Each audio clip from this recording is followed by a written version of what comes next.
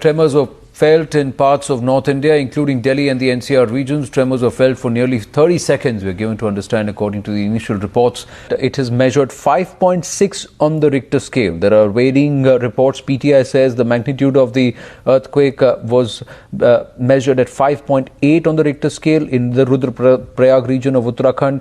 As far as the National Seismological Bureau is concerned, there are other reports which also mark the intensity at 5.3 in Uttaranchal, but the confirmation is that the epicenter of the earthquake is in the Pithoragarh region in Uttarakhand. हम अपना काम कर रहे थे, अचानक हमें झटके महसूस हुए। हम सारे कलीग हम सब नीचे भाग गए।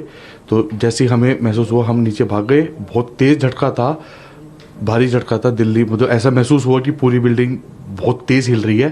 तो जैसे ही हमें थोड़ा सा नॉर्मल हुआ, हम सारे वापस अपना आ गए, अपना काम कर रहे हैं। पर अच्छा झटका था, तेज झटका था।